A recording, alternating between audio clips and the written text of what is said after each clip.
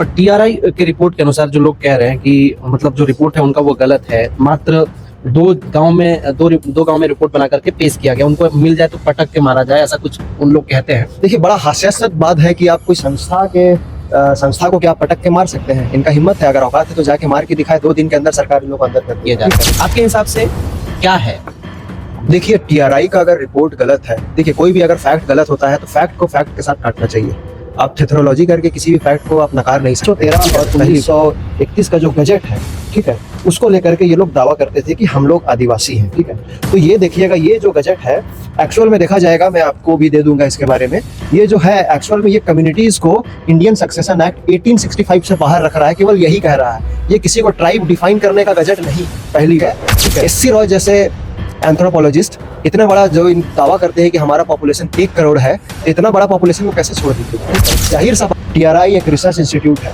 मैं आपको बताना चाहता हूं कि किसी भी व्यक्ति को, अगर किसी भी समुदाय का सरकार के पास ये डिमांड आता है कि इसको एसटी सूची में शामिल करना है, तो टीआरआई एक सरकार का संवैधानिक, एक तरह से बोलेंगे सरकारी बॉडी है जो आदिवासी मामले में शोध करती है। क्या है, ठीक है, स्टडी किया है इस पे, और पूरा बाकायदा जिला का नाम, प्रखंड का नाम और गांव का नाम भी लिखा हुआ है। मैं कुछ जिला का नाम पढ़ दे रहा हूँ और प्रखंड का नाम पढ़ दे रहा हूँ। जैसे रांची जिला में सिल्ली, बुंडू, टमाड़, काके, नामकुम, हजारीबाग में रामगढ़, बोकारो में चंदन कियारी, कसमार, धनबाद में गोविंदपुर टुंडी, पूर्वी सिंहभूम में डुमरिया मुसाबानी, पश्चिमी सिंहभूम में मनोहरपुर, सोनुआ, बंदगांव, सरायकेला खरसावा में चांडिल, नामडी, इच्छागढ़, गमरिया, राजनगर, सरायकेला, ये सभी मतलब गांव का लिस्ट भी यहाँ पर दिया हुआ है। ये कैसे बोल रहे हैं कि 2-3 गांव में किया याद? इसका मतलब ये है कि आपको फैक्ट पता नहीं है, आप अधूरी जानकारी के साथ पढ़ के बताना। इसमें क्लियरली लिखा हुआ है कि उपयुक्त चयनित गाँव में जाकर, क्लियरली लिखा, उपयुक्त चयनित गांव में जाकर 35 से 75 आयु वर्ष के कुर्मी महतो जाति के पुरुषों से सामूहिक चर्चा, इस चीज को याद रखिएगा, सामूहिक चर्चा साक्षात्कार निर्देशिका के आधार पर की गई, ठीक है। ये पहला लाइन है। उसके बाद वो चीज लिखता है, उसके बाद आगे लिखता है। शशि पन्ना जी, आपको झारखंडी जोहार। देखिए, झारखंडी जोहार आप ही सभी दर्शकों को।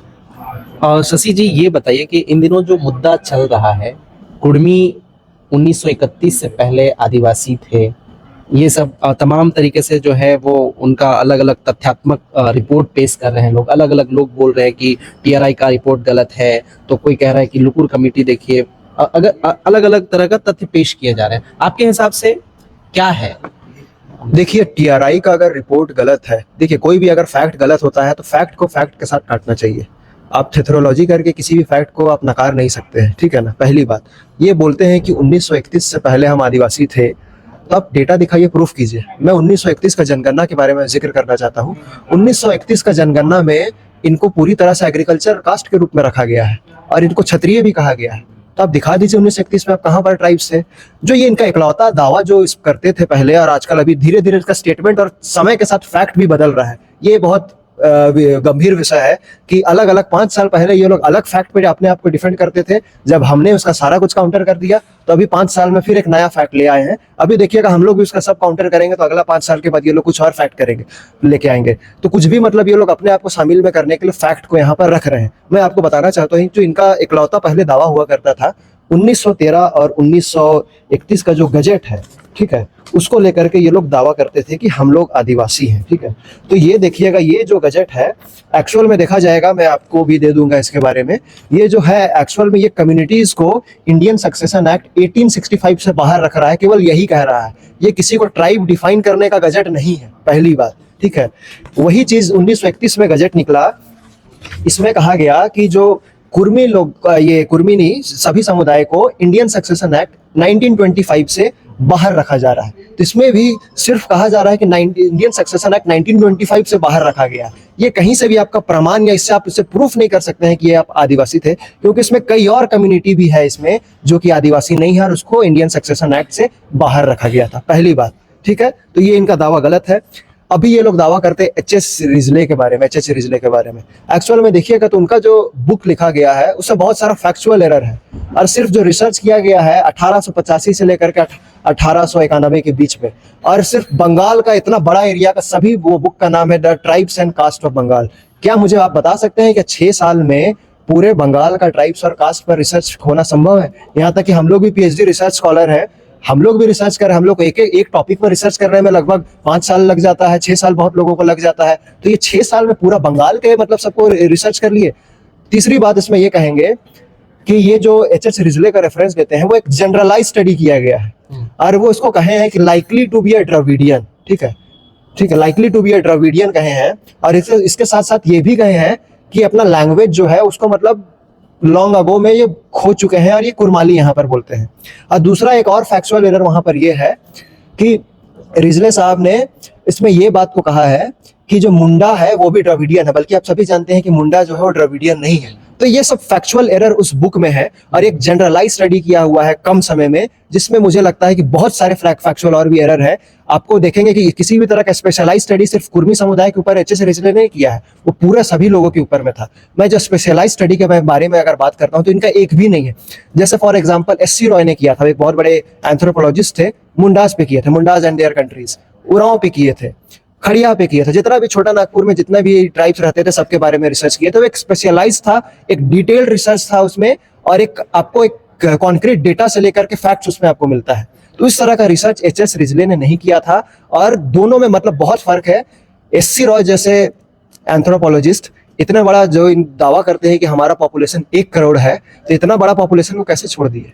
जाहिर सा बात है कि उनपे किसी भी तरह का कोई कैरेक्टरिस्टिक्स ट्राइब्स का नहीं था, इसलिए उस पर उतना रिसर्च नहीं हुआ। हाँ, अंग्रेज जितने भी ब्रिटिशर्स लोग थे, थोड़ा बहुत रिसर्च में त्रुटियां हैं जिसके आधार पे ये लोग दावा कर रहे हैं, लेकिन वो महज आपको कॉन्ट्राडिक्टरी हो सकता है, वो विरोधाभास हो सकता है, लेकिन उससे आपको ये नहीं प्रूफ कर सकते हैं कि आप प्री इंडिपेंडेंस से पहले आप ट्राइब्स थे। और TRI के रिपोर्ट के अनुसार जो लोग कह रहे हैं कि मतलब जो रिपोर्ट है उनका वो गलत है, मात्र दो गांव में रिपोर्ट बना करके पेश किया गया, उनको मिल जाए तो पटक के मारा जाए, ऐसा कुछ उन लोग कहते हैं। देखिए, बड़ा हास्यास्पद बात है कि आप कोई संस्था को क्या आप पटक के मार सकते हैं? इनका हिम्मत है, अगर औकात है तो जाके मार के दिखाए, 2 दिन के अंदर सरकार इन लोग को अंदर कर देगी, ठीक है। TRI एक रिसर्च इंस्टीट्यूट है। मैं आपको बताना चाहता हूं कि किसी भी व्यक्ति को अगर किसी भी समुदाय का सरकार के पास ये डिमांड आता है कि इसको ST सूची में शामिल करना है, तो TRI एक सरकार का संवैधानिक, एक तरह से बोलेंगे सरकारी बॉडी है जो आदिवासी मामले में शोध करती है, ठीक है। तो TRI शोध करके देती है, उसके बाद फिर यहाँ के राज्य सरकार या तो कैबिनेट से पास करके मिनिस्ट्री ऑफ ट्राइबल अफेयर्स को वो भेजती है। Ministry of tribal affairs further study और रिसर्च के लिए आपको रजिस्ट्रार जनरल ऑफ इंडिया और national commission for scheduled tribes को देती है। उसके बाद फिर जब सारा स्टेजेस में अगर रिपोर्ट ओके है, तब जाकर के लोकसभा और राज्यसभा में विधेयक पास होता है। उसके बाद फिर आर्टिकल 342 के तहत प्रेसिडेंशियल नोटिफिकेशन निकाल करके किसी को भी ST का सूची में डाला जाता है। तो ये मूलतः प्रक्रिया है। और जो रिसर्च जो TRI को लेकर के ये जो बोल रहे हैं, मैं आपको बताना चाहता हूँ, बड़ा ही हास्यास्पद बात है। ये लोग अधूरी बातें, अधूरी जानकारी लेकर के गुमराह कर रहे हैं पूरे लोग को, मीडिया के सामने में, जनता के सामने, सभी लोगों को। मैं आपको दिखाना चाहता हूँ, ये TRI का रिपोर्ट है, अनुच्छेद में शोध विधि के बारे में कहते हैं। आपको भी मैं ये रिपोर्ट शेयर कर दूंगा और आप इसको बढ़िया से देखिएगा, पढ़ लीजिएगा। इसमें क्लियरली लिखा हुआ है कि जो कुर्मी महतो हैं, इनके 92 गांव में जा करके रिसर्च किया गया है, ठीक है, स्टडी किया गया है इस पे, और पूरा बाकायदा जिला का नाम, प्रखंड का नाम और गांव का नाम भी लिखा हुआ है। मैं कुछ जिला का नाम पढ़ दे रहा हूँ और प्रखंड का नाम पढ़ दे रहा हूँ। जैसे रांची जिला में सिल्ली, बुंडू, टमाड़, काके, नामकुम, हजारीबाग में रामगढ़, बोकारो में चंदन कियारी, कसमार, धनबाद में गोविंदपुर टुंडी, पूर्वी सिंहभूम में डुमरिया मुसाबानी, पश्चिमी सिंहभूम में मनोहरपुर, सोनवा, बंदगांव, सरायकेला खरसावा में चांडिल, नामडी, इच्छागढ़, गमरिया, राजनगर, सरायकेला, ये सभी मतलब गांव का लिस्ट भी यहाँ पर दिया हुआ है। तो ये कैसे बोल रहे हैं कि 2-3 गांव में किया? याद इसका मतलब ये है कि आपको फैक्ट पता नहीं है, आप अधूरी जानकारी के साथ बक रहे हैं।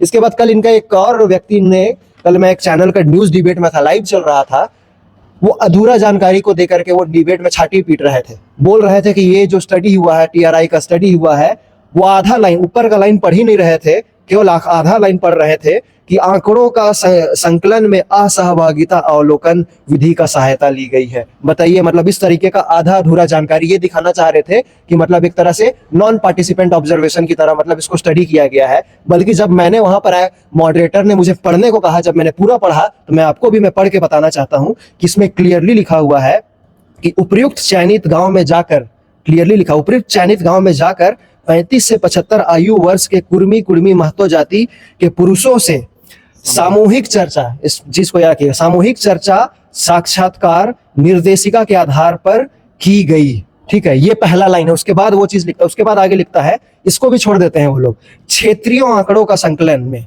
क्षेत्रीय आंकड़ों का संकलन वर्ड भी जरूरी है। क्षेत्रीय क्षेत्रीय आंकड़ों का संकलन में असहभागिता अवलोकन विधि का सहायता ली गई है। तो दोनों लाइन में भिन्नता है, मैं समझाना चाहता हूँ। पहला लाइन जो है, देखिए कोई भी रिसर्च होता है तो डेटा कलेक्शन जो होता है वो प्राइमरी डेटा है और सेकेंडरी डेटा होता है, ठीक है। प्राइमरी डेटा डायरेक्टली फील्ड में जाकर के कलेक्ट किया जाता है, और जो सेकेंडरी डेटा जो जितने भी होते हैं वो या तो आप कॉन्स्टिट्यूशन हो या कोई लॉज हो या बुक्स हो या जर्नल्स हो या आर्टिकल्स हो या गजेटियर हो, वो एक सेकेंडरी डेटा होता है। तो इसमें क्लियरली लिखा हुआ क्षेत्रीय आंकड़ों का संकलन में, ये क्लियरली सेकेंडरी डेटा की ओर इंगित कर रहा है। तो सेकेंडरी डेटा को तो भाई आप घर में बैठ के भी उसका मतलब स्टडी कर सकते हैं, उसका अवलोकन कर सकते हैं, इसमें कौन सा बड़ी बात है। तो थोड़ा सा आप लोग पढ़ाई लिखाई कीजिए, जानकारी इकट्ठा कीजिए, उसके बाद मीडिया में कुछ भी बकिए, अन्यथा इस तरह का अनाप शनाप बक रहे हैं तो आपका दावा ही झुटला रहा है। एक अभी दीपक पुनियार सर हैं, वो भी एक बयान दिए हैं कि अगर हम लोग सारे लोग जितने कुर्मी लोग हैं वो एसटी में शामिल हो जाते हैं तो शायद 6 शेड्यूल में हम लोग आ जाएं। कैसे मतलब इस चीज को आप देखते हैं? देखिए मैं 6 शेड्यूल के बारे में इन्होंने कहा था, मैं आपको जानकारी देना चाहता हूँ। ये जो 6 शेड्यूल के बारे में कह रहे हैं, एक्चुअल में ये भी अधूरा जानकारी है इन लोगों के पास। मैं आपको, ये सेंसस डेटा है 2011 का। 6 शेड्यूल में भी 4 राज्य आते हैं, असम, त्रिपुरा, मेघालय, मिजोरम। मैं आपको बताना चाहता हूँ, असम में आप डेटा देख लीजिए 50% से कम है, फिर भी ये 6 शेड्यूल स्टेट है। आप त्रिपुरा में देख लीजिए 31.8% केवल एसटी का पॉपुलेशन है, फिर भी 6 शेड्यूल में आता है। तो क्या वो 50% है? नहीं है, फिर भी वो आ रहा है।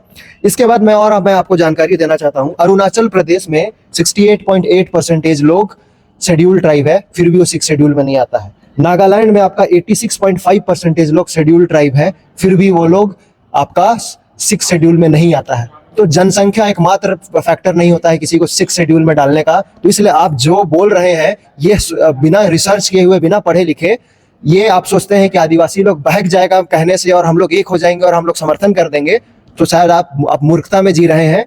आपके यहाँ 1-2 रिसर्च स्कॉलर हो सकते हैं, ऐसे हमारे यहाँ लाखों रिसर्च स्कॉलर है जो पहले से रिसर्च करके बैठे हुए और अभी भी रिसर्च बहुत सारे नए नई चीजों को कर रहे हैं। अच्छा, एक सवाल बड़ा ही लोग उठाते हैं कि कुर्मी और कुर्मी ये दोनों जो है अलग अलग हैं, और इसका बराबर हवाला दिया जाता है कुर्मी नेताओं के माध्यम से कि कुर्मी जो है सिर्फ और सिर्फ झारखंड में है, उनका कल्चर ये है, डिफरेंट है। तो मतलब बहुत सारे लोग बोलते हैं कि बिहार का कुर्मी और कुर्मी झारखंड का एक है। कुर्मी पे भी मैं आ रहा हूँ और कल्चर पे भी आ रहा हूँ। देखिए, इतिहासकार ने भी पहले भी कहा था, हॉब्सन एंड जॉब्सन ने भी कहा था कि कुनबी एक्चुअल में पहले कुनबी जो महाराष्ट्र के तरफ में पाए जाते हैं, कुर्मी और कुर्मी तीनों एक है, बस अलग अलग जगह में अलग अलग नाम से जाने जाते हैं। मैं आपको बताना चाहता हूँ कि कुर्मी जो है, क्योंकि रा का उच्चारण बाकी अन्य हिंदी भाषा क्षेत्र में ज्यादा होता है और हम लोग का छोटा नागपुर का पठार में रा का उच्चारण ज्यादा होता है, ठीक है, इसलिए यहाँ पर कुर्मी बोला जाता है। उसी तरह मैं एक उदाहरण देना चाहता हूँ, आप जिसको आज हिंद पीढ़ी बोलते हैं, वो एक समय इंड पीढ़ी के नाम से जाना जाता था। लेकिन क्या हिंद पीढ़ी और इंड पीढ़ी अलग अलग है कि एक ही जगह है? मैं हिंद पीढ़ी बोलूं चाहे इंड पीढ़ी बोलूं, दोनों का कहने का मतलब तो एक ही है। उसी तरीके से आप डुरंडा जिसको बोलते हैं, एक समय वो दुरंगदा के नाम से जाना जाता था। तो क्या दुरंडा और दुरंगदा अलग अलग है कि एक ही है? एक ही है, अलग तो नहीं है। उसी तरह से कुर्मी और कुर्मी भी एक है, और ये लंबा समय से प्रैक्टिस में आ रहा है, तो ये कॉमन नेम हो गया है, इसीलिए इसको इधर छोटा नागपुर का पठार में कुर्मी कहा जाता है। तो ये लंबा समय से प्रैक्टिस की बात है, तो किसी भी तरह से भिन्नता नहीं है दोनों में। इसके बाद आप लोग बोलते हैं कल्चर के बारे में, बोलते हैं कि बिहार से अलग है कल्चर, झारखंड का कल्चर अलग है। देखिए, मैं आपको बताना चाहता हूँ कि एक चीज है कुर्मी समुदाय में, यहाँ जो छोटा नागपुर के एक्चुअल में जो ट्राइब्स थे, उनके साथ खासकर संथाल लोग के साथ जो ये लोग रहे बसे, एक्चुअल में अगर देखा जाएगा तो इसका एक सोशियोलॉजी या एंथ्रोपोलॉजी अगर आप पढ़े होंगे तो एक टर्म यूज होता है कल्चरल एसिमिलेशन, ठीक है। तो ये कल्चरल एसिमिलेशन हुआ है। कहते हैं ना कि किसी 2 समुदाय या 2 से अधिक समुदाय एक जगह रहते हैं तो एक दूसरे का कल्चर को अडॉप्ट कर लेते हैं, तो उसी तरीके से ये लोग भी अडॉप्ट कर लिए हैं। इन लोगों का कल्चरल एसिमिलेशन हुआ है ट्राइब्स के साथ, इसीलिए थोड़ा बहुत जो आपको मतलब मेल दिखता है, समानता थोड़ा बहुत जो दिखता भी है, तो बस ये कल्चरल एसिमिलेशन उसके पीछे फैक्टर है, ना कि आदिवासी होना फैक्टर है। तो ये कल्चरल एसिमिलेट हुए हैं यहाँ पर छोटा नागपुर में, ये पूरी तरह से आप देखा जा सकता है। मतलब जो त्योहार मनाते हैं, प्रकृति पूजक बोलते हैं कि वो आदिवासी भी हैं, हम भी हैं, कर्मा हम भी मना रहे हैं, वो भी मना रहे हैं। जितने तरीके से मतलब कल्चर जो आदिवासी अपनाते हैं वो सेम टू सेम कुर्मी भी अपना रहे हैं। एक बात बताइए, क्या कल को आप ईद मनाइएगा तो मुस्लिम हो जाइएगा? कल को आप दुर्गा पूजा मनाइएगा तो आप हिंदू हो जाइएगा? कल को मान लेते हैं अगर मुस्लिम लोग कर्म मना लिए तो क्या वो आपका ये आदिवासी हो गए? देखिए, रिलीजियन पर्सनल होता है और फेस्टिवल यूनिवर्सल होता है। इस राज्य में जो भी रहते हैं फेस्टिवल सभी लोग हम लोग एक साथ भाईचारे के साथ मिलके मनाते हैं, ठीक है। तो रिलीजियन इज पर्सनल एंड ये फेस्टिवल इज यूनिवर्सल, ठीक है। कोई पर्व त्योहार मना लेने से कोई आदिवासी नहीं होता है। और जो करम के बारे में आप बात कर रहे हैं, करम क्या सिर्फ आदिवासी मनाते हैं? यहाँ पर यहाँ के मूलवासी और सदान भाई लोग भी मनाते हैं। यहाँ तक कि बिहार के कुछ पार्ट में भी करम पर्व मनाया जाता है। तो करम पर्व मना लिए तो इसका मतलब ये नहीं हो जाता है कि आप आदिवासी हैं। वैसे में तो अगर कोई हम अगर ईद मना लिए तो हम तो मुस्लिम हो गए वैसे में। तो ये कहाँ से ये लोग लॉजिक उठा के लाते हैं। मैं इन लोगों का लॉजिक सुन के भी कभी कभी हम लोगों को एकदम हंसी आता है कि कहाँ से ऐसे ये लोग सोच सकते हैं। शशि जी, सवाल एक और है कि महतो जो कुर्मी है, कुर्मी या कुर्मी जो कहलाए, वो किसके वंशज हैं? आप रिसर्च कर रहे हैं, इन सब चीजों को देख रहे हैं, अध्ययन कर रहे हैं, आपके हिसाब से मतलब किसके वंशज हैं? देखिए, आर्य के वंशज है ये लोग, आर्य के वंशज है। और एक तरह से देखा जाएगा इनका लैंग्वेज भी देखेंगे, इंडो आर्यन फैमिली लैंग्वेज से बिलोंग करता है। इनका ना भाषा ही बोलते हैं, इतना बड़ा जनसंख्या है तो भाषा इन लोगों का कैसे विलुप्त हो गया? अगर अपना था तो कुर्बाली खुद इंडो आर्यन लैंग्वेज फैमिली से आता है। तो ये आर्य के वंशज है, इसका ओरिजिन आर्य से है। बस ये लोग कर क्या रहे हैं, जैसे आपने बोला कि पर्व त्योहार मना रहे हैं, ये लोग प्रैक्टिस में ला रहे हैं। अभी पिछला 5-10 साल से हम लोग देख रहे हैं कि ये लोग करम मनाना शुरू किए हैं। ये लोग आपका क्या बोलते हैं, सरहुल मनाना शुरू कर रहे हैं, विश्व आदिवासी दिवस मनाना शुरू कर रहे हैं। तो ये लोग ये दिखाना चाह रहे हैं कि कहते हैं ना कि किसी भी चीज को आप 100 साल या 200 साल प्रैक्टिस में लाते हैं तो उसको आने वाला समय में हो सकता है कि अगर कोई चीज 500 साल से मान लेते हैं प्रैक्टिस में तो उसको कानून का मान्यता भी प्राप्त हो जाता है। तो बस वो यही प्रैक्टिस पे ये लोग नया ट्रेंड चला रहे हैं, ठीक है। तो इससे कुछ बदलने जा रहा है नहीं, हम डीएनए से आदिवासी हैं और हम आदिवासी ही रहेंगे। रेल टेका कल है, मतलब विरोध होगा? बिल्कुल विरोध हो रहा है। आदिवासी समुदाय जगह जगह पे विरोध कर रहे हैं और हम लोग आदिवासी समुदाय पूरा इसका हर लोगों जो भी विरोध कर रहे हैं, अपना जिला में हो या अपने प्रखंड में हो, सभी जगह हम लोग इसका समर्थन कर रहे हैं। और ये आदिवासी समाज ने प्रण ले लिया है कि रेल टेका करने वालों का हम लोग इस बार घुटना टेका करवा देंगे। और आप देख लीजिएगा 2 से 3 दिन तक ये लोग का केवल रेल टेका चलने वाला है। जैसे दुर्गा पूजा शुरू होगा ये लोग सब भाग जाएंगे। शशि जी, आप कहते हैं कि आदिवासी समाज इसका मतलब घुटना ये करवा देंगे, घुटना पिला देंगे। सवाल एक चीज है कि कुर्मी समुदाय के साथ उनके कुर्मी नेता, विधायक, सांसद, एमपी जो भी हो, तमाम उन लोगों के साथ है, लेकिन आदिवासी समाज के साथ एक भी आदिवासी का एमपी, एमएलए कोई आप लोगों के साथ नहीं आता। यहाँ तक कि इवन भारत के सबसे बड़े आदिवासी चेहरा अभी के तौर पे हेमंत सोरेन है, एक बार भी आवाज नहीं बोले आप लोग के सपोर्ट में। देखिए, मैं आपको बताना चाहता हूं कि आदिवासी समाज अभी तक किसी भी विधायक के साथ ने हम लोग किसी से विधायक से हम लोगों ने समर्थन नहीं मांगने गए। अभी आदिवासी समाज खुद सामाजिक रूप से संघर्ष को, इस आंदोलन को लड़ रहे हैं। और अगर हम लोगों को लगेगा कि हम लोग को अपना विधायक हो या नेताओं का अगर समर्थन प्राप्त करना होगा तो हम लोग जरूर उनसे मिलेंगे और हम उनसे बात करेंगे और हम लोग समर्थन मांगेंगे। और मुझे पूरा उम्मीद है कि वो लोग आदिवासी समाज को समर्थन भी देंगे। चलिए, बहुत शुक्रिया। हम लोग एक दिन फिर से थोड़ा सा लंबा पॉडकास्ट करेंगे और चीजों में बातचीत करेंगे ताकि आप क्या सोचते हैं शशि पन्ना जी के इस वक्तव्य को लेकर के, इनकी जो विचारधारा है, इनका जो विचार है उसको लेकर के क्या सोचते हैं, अपनी प्रतिक्रिया जरूर दें। बहुत धन्यवाद। जोहार।